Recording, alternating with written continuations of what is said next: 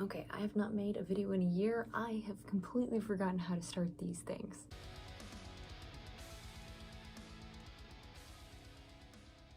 If you're new to my channel, which is probably most of you, today I'm going to tell a story about why I took a whole year off of making YouTube content and social media content at all.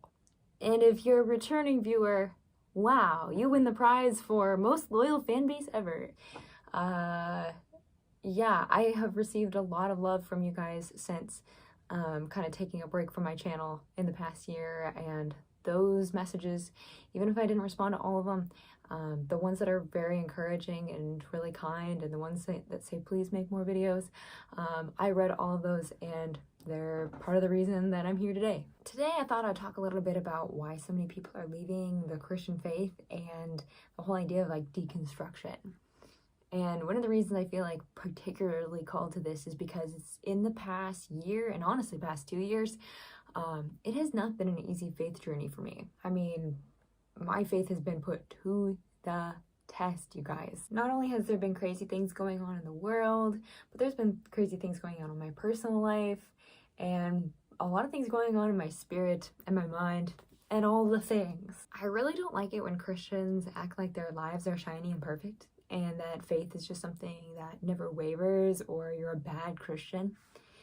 I feel like when you read the story of the Bible, it's a story of a lot of messed up people, and so when you have this expectation that you're supposed to be perfect or happy or grateful all the time, it's actually missing out on like the theme of the Bible, of these broken people who need God. So I just want to be an example of someone who is like brutally vulnerable about kind of the stuff that I've been struggling with, because yeah, I feel like people have gone through it too, and that's kind of one of the biggest like comments that I see a lot of people who like my videos is like, wow, I've gone through this too, and it just really helps to see that somebody has experienced the same thing. Also, can we just admit that social media is absolutely saturated with like God hate right now?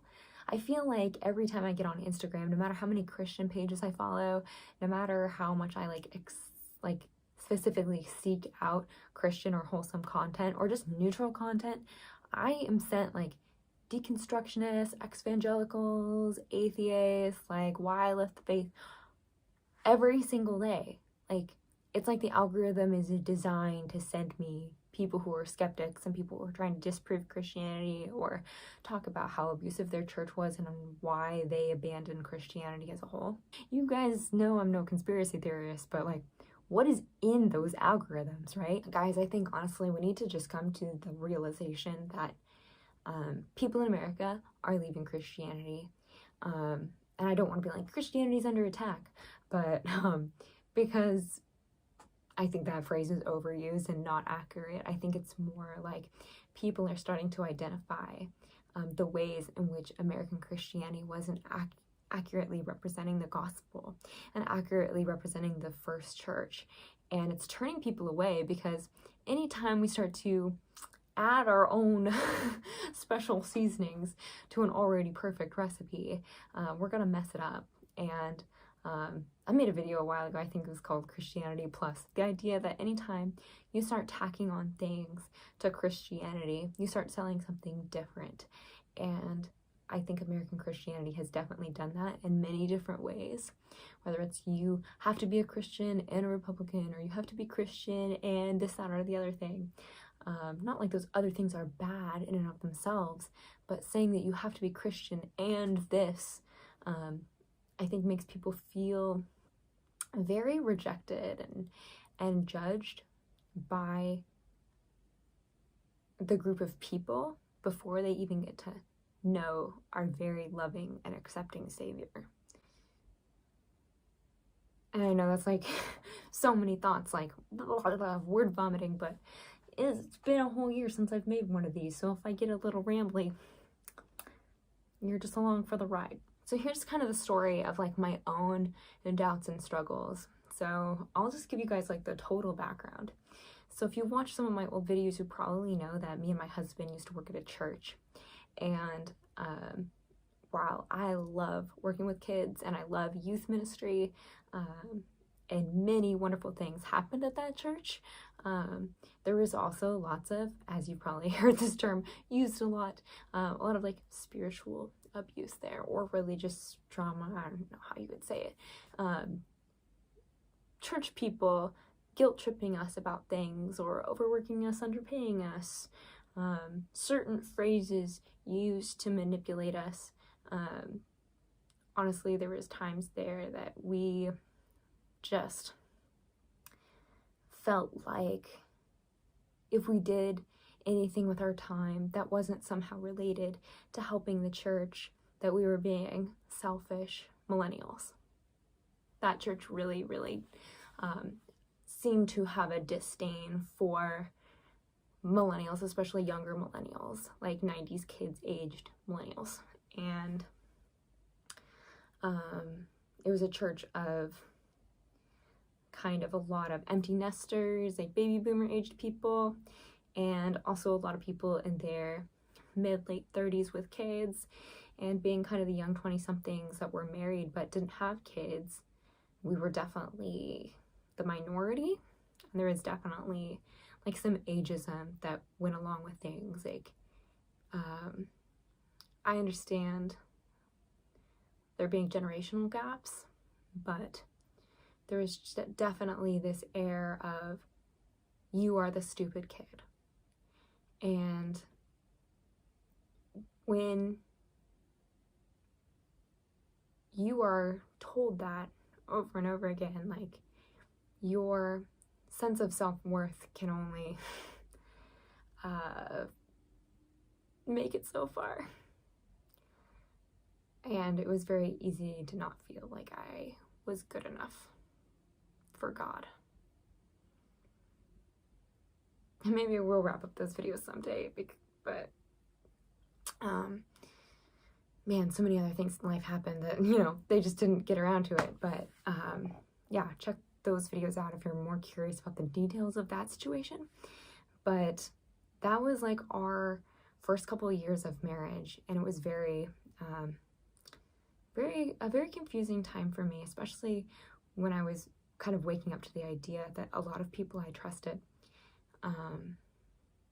weren't treating me very well and weren't acting very Christ-like, and that I had maybe been manipulated and bullied by some people who were supposed to be like my spiritual mentors.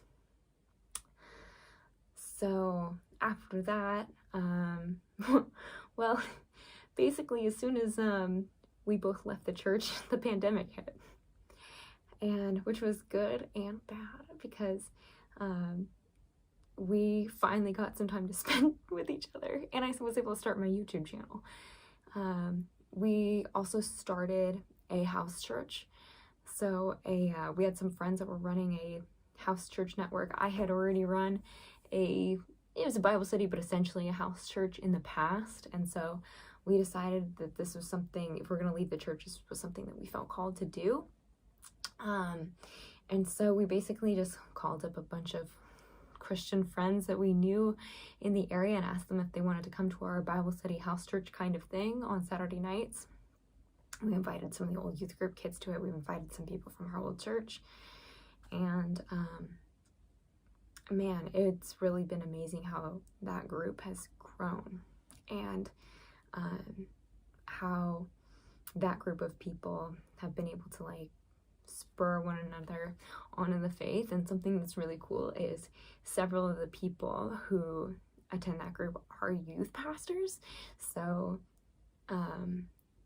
we know what it's like to be the only young people at a church, and to basically where church becomes your job.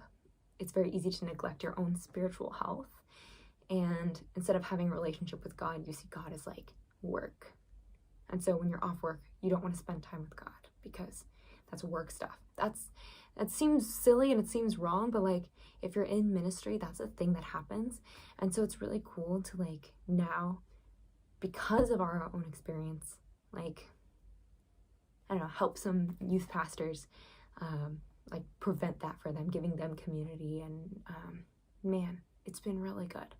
they've also challenged a lot of things in our own life where, like, they've represented good pastors to us, which is really cool. So during that time, we did not go to like a formal traditional church, I guess, which had its ups and downs, because on the one hand, which is good, we were getting help from our home fellowship, but on the other hand,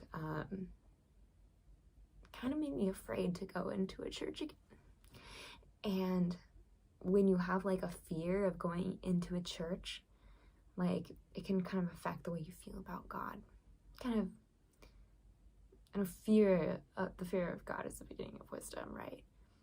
But if you're too afraid to approach God's throne, like, that's not good. You know, you don't want to be so afraid of God that you don't want to go to him, you know? He's supposed to be the loving father in the parable of the prodigal son that just goes running out to you and loves and accepts you, and you don't ever get that if you don't go home. And so I think that maybe played a part in some of my struggles with, like, okay, how do I follow God? I don't have any structure. Like, in an effort to remove structure becoming an idol, because sometimes liturgy or structure can become like an idol, or like religious practices can like replace your relationship with God. In deconstructing the idea that you need to go to church, I think I missed out on some, like, it's very easy to throw the baby out with the bathwater, I guess that's what I'm saying. Lots of metaphors, but hopefully this makes sense. When you start questioning one thing about the church, it's very easy to start questioning many things about what you've been raised in. Am I reading the right Bible translation? Or is that just what I was raised with? Or is that just what American Christianity wants me to read?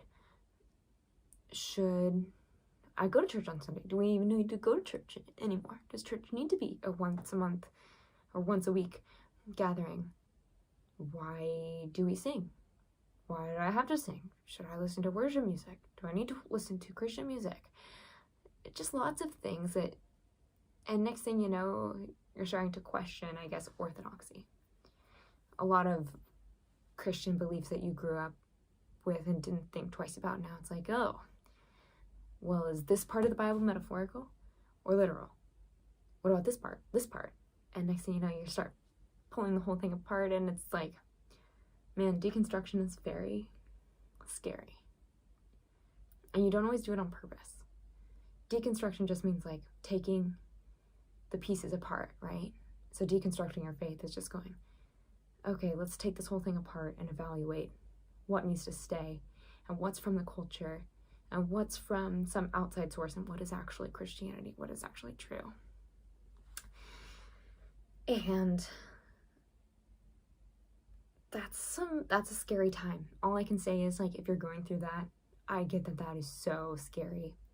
A lot of people start deconstructing their faith and they make something out of it that is almost unrecognizable at the end. And that's scary because you don't want to put those pieces back together and make something that's just the God you want to worship or the religion you want to be true. Because, man, it's like a postmodern thing, right? Like, your truth, my truth, right? Postmodernism, the idea that truth is relative. Like, I don't really care about finding the thing that makes me feel good and is the best fit for me. I want to know what's real. Like, the reason I'm a Christian is not because Christianity fits me well. It's because I'm convinced that it's true. And not just true for me, but like true for humanity and true for reality. Because if it's not true for reality and it just makes me feel good, then I might as well just be reading self-help books or like eating super healthy or like going on jogs. Like if it's just to make me feel good, then there's a whole lot other things that will make you feel good faster. But I come back to the Bible because it's true. And what I found was when I was deconstructing things, I knew that I wanted to find what was true, not just what I wanted to be true. And I just encourage you, if you're in that like deconstruction place, seek what is true and ask God to reveal what is true. And put your own feelings aside or what you want to be true aside in order to find what is true. Because, man, I don't know where I'd be if I didn't have like some kind of like rope to hang on to. And it just makes sense that usually when people deconstruct their faith, they just kind of end up faithless, which is a very scary place to be. So one of the things that happened when I was kind of having a lot of these like existential thoughts was I got pregnant, and we were very excited, and we wanted to get pregnant. And I think that the pregnancy hormones and just the idea of becoming a parent like greatly increased my like anxieties and my fears and my existentialism, because I just wanted, like, if I'm gonna bring a child into this world, I don't want to teach them a lie. I don't want to raise them with dogma. I want to raise them with the truth. And so like I had many fears and concerns about being a parent when I was pregnant, and all my like deconstruction things were like even more extreme, and partially because I think the hormones, but also just like the great unbearable unimaginable weight of like ushering another human being into the world. And then I'm getting ready to have a kid and you know, my due date is in 10 days, and my husband comes back from work and tells me that my dad has passed away. Like, my perfectly healthy 56-year-old father who is like a retired cop who went on jogs every day and ate, you know, salads and protein bars, like, dead of a heart attack. There's no like book you can recommend someone, or song you can recommend someone, or gift you can give them, or even like quippy saying that you can give someone, or even like verse you can quote that truly can like cure grief. The answers that grief demands are so big and so existential that the only answer has to be like either like divine answers or like just like hopeless nihilism. It's so scary and hard to lose someone that you love, especially unexpectedly.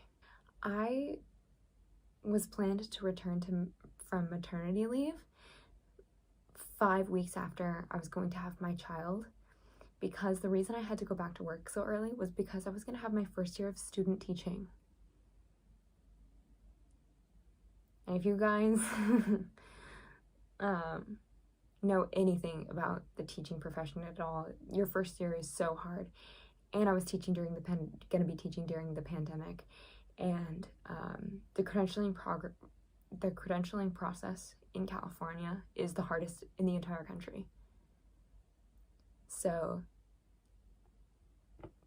brand new baby happening in 10 days, death of my dad, whom I love, who was my like spiritual mentor and like the healthiest person I knew. And in 5 weeks I have to go back to work and teach a bunch of high schoolers at a school for at-risk kids. When the Bible promises you trials, like, I was finally seeing that for the first time. Like, so I don't know what you're going through, like, whoever's watching this video, like, whether you lost someone in the pandemic, or whether, like, your job is very stressful, or, like, the economy is causing, like, terrible financial ruin in your life, or, like, you can't afford gas or rent because of inflation, or, you know, whatever it is. I just want to let you know that, like, the struggle, like, to struggle through a trial is a very Christian experience. The happy-go-lucky, magically better, my heart is magically healed because of the Lord, like, if that person exists, genuinely, like, good for them. But if you are struggling just to make it to the next day, like, I get it. And the crazy thing is, like, I tell you about my hard year, but, like, I know there's people who have that times 100, right? People who've been through way more unimaginable things than me. And I think that's why, like, one of the oldest stories that we have in the Bible, like, was recorded the earliest, is Job, who is this righteous man who has everything taken from him. Like, unimaginable grief, unimaginable loss of wealth, physical turmoil. Like, this guy is just wrung dry, right? Like, those are the people that the Bible talks about. Like, his conversation with God is kind of more akin to how I had been feeling. Man, guys, I would be lying if I told you that, like, my faith was strengthened by the hard time. Like, no, I would experience times where I would go into church and go, like, I really hope this is true. Which is a scary thought. Because I don't want to hope something's true. I want to know something is true. And also, there's this idea that if you have doubts, then, like, you're not a Christian. And I just want to tell you, like, if you have doubts, like, it's not that you're not a Christian, it's that you're thinking. If this isn't any encouragement, my favorite, most relatable Bible character of the last year has been Jacob. And Jacob is the guy that the nation of Israel is named after, right? His name gets changed to Israel. But when? His name gets changed to Israel after he wrestles with the angel of the Lord for a night. It's a really weird story where Jacob is, like, on the run and he wrestles with God overnight, or the angel of the Lord, which many people think is, like, Jesus, like Jesus before he came to earth, like, went and wrestled Jacob. That's a really cool take that I really like.